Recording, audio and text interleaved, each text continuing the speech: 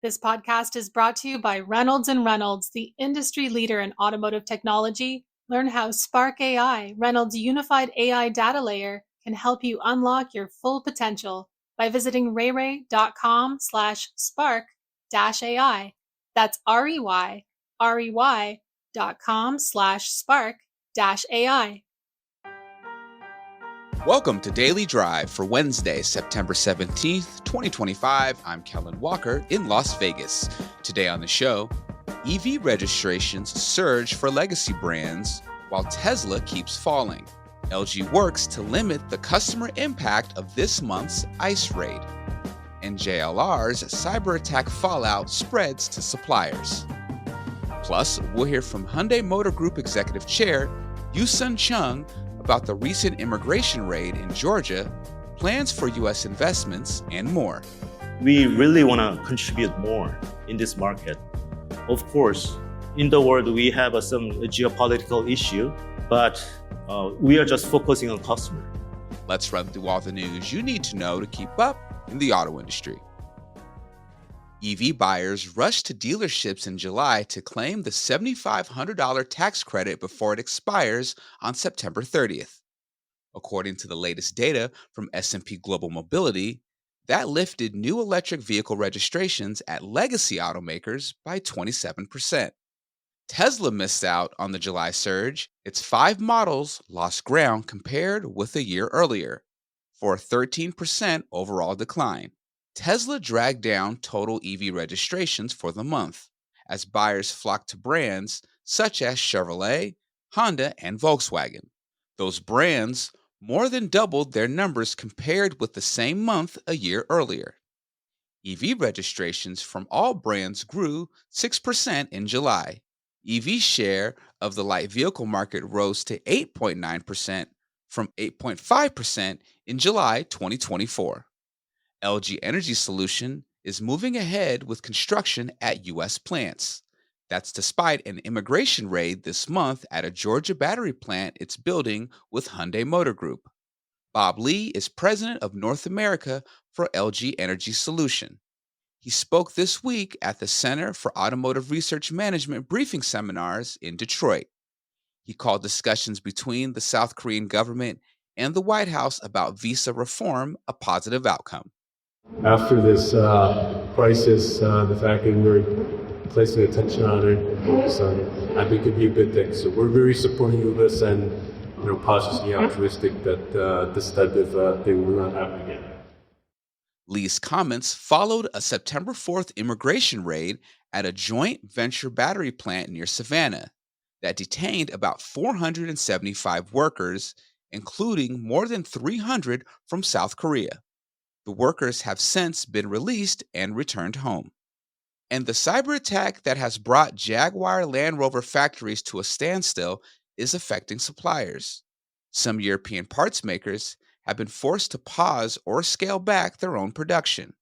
For example, German company Abair Speicher, which produces exhaust systems for JLR, was forced to suspend production at its plant in Nitra, Slovakia, after the cyber attack more than 2 weeks ago.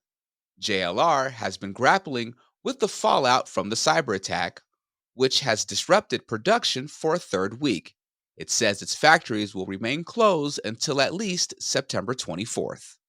And those are today's headlines. You can find more details on all those stories at autonews.com. As I mentioned a minute ago, the Center for Automotive Research is holding its Management Briefing Seminars, or MBS, this week in Detroit.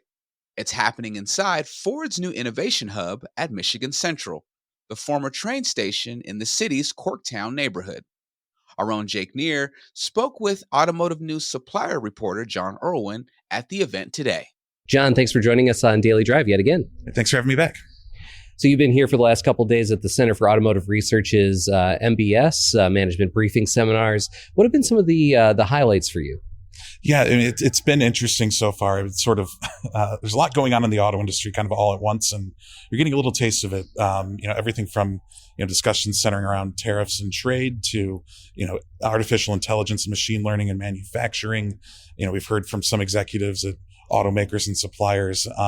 It's so far, I think, a lot of what we've been hearing from whether it's executives or analysts, sort of everyone trying to feel the lay of the land. I mean, it's been such an up and down first 9 months of the year. So, everyone adjusting to tariff policy and, everything else, the changing pace of electrification. At the same time, sales have been maybe a little bit more resilient than people were expecting. Everyone's just kind of taking a breath a little bit. I think an event like this helps the industry to maybe do that. And there's a lot of talk, for me, I cover tariffs and trade for automotive news. And, one of the things that kind of stands out is that I think companies are really taking a really close look at, how they make their products, where they make them. We're learning a lot about how companies are maybe, finding ways to cut costs out of their manufacturing processes.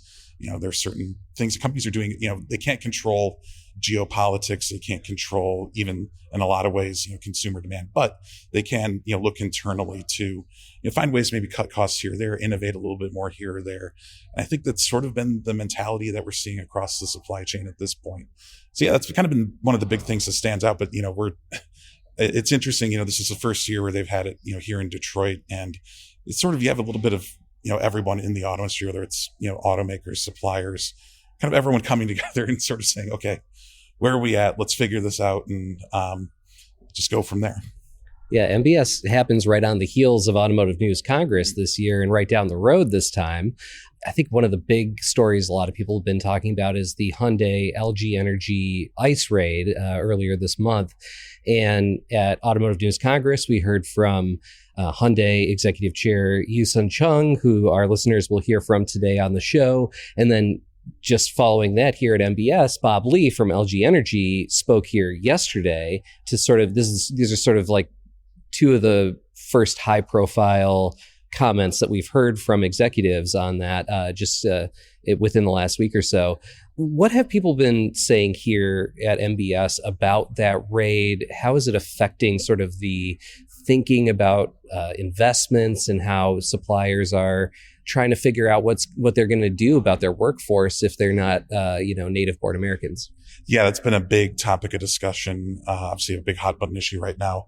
I think in the short term, suppliers are, making sure that, any of their, foreign workers that are in the country, making sure that they're, everything's up to date, of visas and that sort of thing. But obviously, there's a big picture look of, are we going to be able to bring in as many people as maybe we were anticipating when we, said we were going to invest hundreds of millions or billions of dollars into our facilities? And obviously, no one exactly knows the answer to that at this point, but I think there's definitely been a recognition from supply base that's definitely an issue that they're going to have to take care of moving forward. In terms of, we're seeing that already with the Hyundai LG factory, where the opening of that plant might be delayed by maybe a couple of months. They're saying, that there might be longer timetables for a lot of these investments, and especially for a lot of suppliers that have pretty small margins, and they're really looking for a quick return on investment, especially now. If it's going to take extra months, or maybe they have to scale back the what they're planning to do in their factories, that might end up reducing the amount of investment that actually ultimately goes into their U.S. facilities. I think at this point, people are still feeling everything out, trying to see what happens with Hyundai and LG moving forward. But companies are kind of feeling things out and just trying to control what they can control at this point, and then making contingency plans for if they need to make adjustments. As I said to you earlier, as a lifelong Michigander walking into this building, always feel like I have to pinch myself. It's just such an amazing setting for this. John Irwin, thanks again for joining us on Daily Drive. Thanks so much. Coming up, we'll hear more about the recent immigration raid affecting Hyundai and LG workers from Hyundai Executive Chair Euisun Chung. That's next on Daily Drive. As your business gets more complex, it feels like productivity can't go any higher. You need a way to move forward to a future where you don't have to start every interaction from scratch. You don't have to search for actionable information. You don't have to manually pull data to make decisions. You need a future where the complex is made simple and you can do more with less. How do you get there? It all starts with a spark. Unlock your full potential with the next generation of automotive dealership technology that actually does some of the heavy lifting for you by texting leads, transcribing calls, making data-backed recommendations, and boosting your overall productivity so that you can spend your time and energy on what truly matters, selling cars and growing your business. Spark AI, Reynolds' unified AI data layer, can empower your dealership to operate more efficiently and effectively than ever before, so you can do more, sell more, and make more. To learn how Spark AI can help your dealership reach its full potential, visit rayray.com/spark-AI today. That's REYREY.com/spark-AI to learn more. Welcome back to Daily Drive. I'm Kellen Walker. Hyundai Executive Chair Euisun Chung says the U.S. is Hyundai's biggest and most important market, with a very mature customer base. That's why he says Hyundai is committed to its U.S. footprint, even after this month's ICE raid that saw hundreds of the company's workers detained and eventually released to return to South Korea. Chung made the comments during his keynote interview at Automotive News Congress with publisher Casey Crane. Here's a piece of their conversation. Thank you for having me here and a great invitation. Before we get started, there was some news that occurred in the last week down in Georgia. Yeah. And I know that Automotive News has covered it extensively, and it sounds like things have come to a more positive conclusion. And hopefully this will be the end of the situation. Right. I'm really worrying about that incident, and we are really glad they are returning back to home safely. And that's our priorities for well-being of all those involved. Yeah, good. Yeah. So maybe our government and U.S. government, they are working closely. Yeah. And the visa regulation is very complicated. And I hope we can make together a better system for that. Great. Yeah. Thank you. Thank you. Euisun, it's wonderful to have you here, and it's wonderful to celebrate your family and the progress. The video is incredible. Talk a little bit to the audience about Progress for Humanity, what it means to you personally, and how does the human-centered approach shape the way you look at things, whether it's products or partnerships or even investments? Yeah. Before I'm talking about humanity, this receiving award is a great honor to our all families and the colleagues, for everybody, even country. And I'm just represent our teams and the members and suppliers, customers, dealers. So I really thank you for all our customers and dealers, colleagues, everybody, and partners. And without them, I couldn't sit here. So I really appreciate that. And especially, I really thanks to my grandfather, founder, Chung, also my father, Chung. And he was not in the video. And our fourth brother of my grandfather, Chung, he was involved in a company. His son, Chung, my uncle, they dedicated a lot and they contribute a lot. So I really thanks to them. Mm-hmm. And finally, automotive news. Without automotive news, I couldn't learn about the automotive industry. Yeah, because from when I was young, I was really happy reading newspaper of automotive news. So automotive news was kind of this guiding light of the industry, whole automotive industry. So I believe in the future, maybe after 10 years, 100 years, when you have again centennial, then maybe you will cover probably all industry, especially AI, IT, and the UAM. So congratulations of your 100 years. Thank you. I think you're probably right, but thank you very much. Thank you. Congratulations. And your next question is, so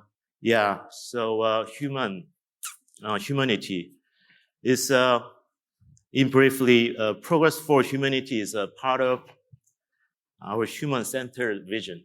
what we are doing for our business and all works just for human. Yeah, we are trying to help people do their life better. So if they are doing something, and if they are trying to achieve something, we want to contribute in some part of their life. I think most of manufacturing and business, they have the same feeling about that. But it's very tough to making that system. And everyone in our company, they are focusing on their work and very hard. We are trying to make them achieve their private goal and achieving customers very come together. Yeah, one point. It's very tough job. So, but we are trying to do better. So, yeah, we are talking about the human. And my grandfather said he talked about the follow the flow of the times. It makes a lot of sense now, too. Right. Yeah. In old times, he used to say when I was young, but I couldn't understand what he's talking about. But now I can understand. Yeah. So what is the flow? That means, I think, customer and human. So I think that's really connected to human. So this customer. So that's what we are approaching to focus on that target. Yeah. Not just even me, all our colleagues together. Right. Mm-hmm. Yeah. It's so much fun having you here in Detroit. Yeah. And the impact you all have had on the United States. You know, you've made some very major commitments to the U.S. You're going to create thousands of American jobs. Mm-hmm. What really makes the U.S. so important to your global strategy? And how are you building vehicles in America that really resonate with Americans? Right. Let me just some PR of our company. Yeah. Yeah, Hyundai, we entered here in 1986 with Excel. Yeah, Excel is the next model of the Pony. And so far, we invest around $21 billion. And we announced we will invest in 4 years, $26 billion, including a new plant in Savannah and new green steel plant in the Louisiana. Yeah. So we 26 billion. Right. Yeah. Related our business, about 570,000 people. Yeah. So employing. Yeah. Together all over our business. So U.S. business is really important to us because we are making a strategy from the U.S. It's a biggest market and of course a most important market because high tech and IT and the very talented people are here. And the customer is very mature, I think. So long history of automotive, right? And the marketing and the sense of the sales is amazing. So we really want to contribute more in this market. And of course, in the world, we have some geopolitical issue, but we are just focusing on customer. Yeah, politics is politics. So we are trying to more focus on customer. Smart. Yeah. When you think about EVs and electrification technology and the way that it influences your strategy, how do you think about electrification in the sense of really your vision for future mobility? Mm-hmm. EV, we are a part of the leading group of the EV sales and cars. So that's why I'm so proud of our R&D people. And that we have a eGMP platform. And now we are focusing on the solid state battery. As we saw in your garage museum, very old times, we already had an EV. Right. So the early 1900s. That's right. Yeah. So it was now it's reborn again. So future EV and hydrogen is very important for our next generation. Maybe next generation. I don't know. Maybe my granddaughter is here or not, but she's 1.5 years old, and after maybe 50 years, they will enjoy maybe a hybrid of EV and fuel cell EV. Of course, tram train, big ship, boat is moving by hydrogen, and the trucks. So also we have to protect future environment. Yeah. Most of young generation of the kids, they are always asking, how can we protect whales? How can we protect this environment? So we have to answer to that question. And by showing better products and better zero emission products, that could be a right answer for that. Yeah. So we will try to more focus on that side. Of course, it takes a lot of cost and high cost, and still until now, hydrogen is very expensive. But we are trying to lowering a price with a hydrogen council, and even in Korea, we are using hydrogen, getting hydrogen from waste food, and so we in the plant of the nuclear, there are many places we can get hydrogen. So lowering costs, then someday, and maybe after 30 years, maybe we can use a hydrogen fuel cell easily. Got it. So we've been talking a lot today about software and how central it's really becoming to the automotive industry. And it's obviously an important part of the shift for Hyundai right now. But how do you see artificial intelligence enhancing the next vehicles and also transforming the customer's experience? We are using phones, and young generation, they don't have a big attract from the car. They prefer phone. Yeah. So we always trying to how to make them easier to use, and they want to create a new life from going elsewhere, finding information from the phone, and just car is a tool, for just moving the place from A to B. So in the car, so they want to do something more creative things. They don't want to drive. Yeah, it's wasting time and money, right? Yeah. So, but autonomous driving is a little bit long way to go. There's too many variables. We are investing in that area also, but it's very difficult. And of course, we will make a try and error, but at least we will bring that level 4 in soon to satisfy with them how to use their gadget in the car. Right. Yeah. So somewhat you had asked me whom you are really respect in this industry. Is I answered Elon Musk.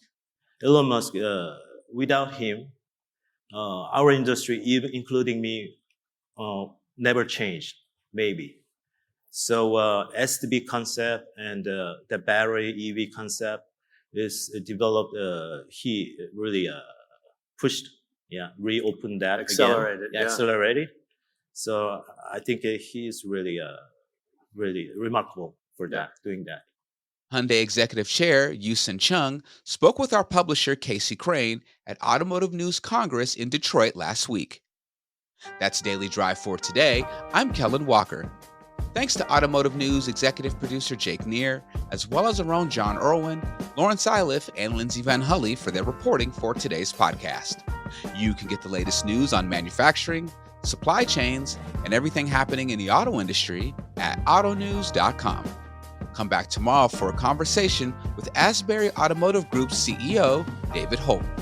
The tariffs have been unsettling. They've been moving around. You don't really know how it's going to lay out. And we're only now beginning to see what it's going to feel like going into the next few months. We'd love to hear from you. Let us know what you think of the show and the topics we covered today. Send us an email at dailydrive@autonews.com or leave us a voicemail at 313-444-2774. And if you enjoyed the podcast, remember to like, leave a review, and subscribe so you never miss an episode.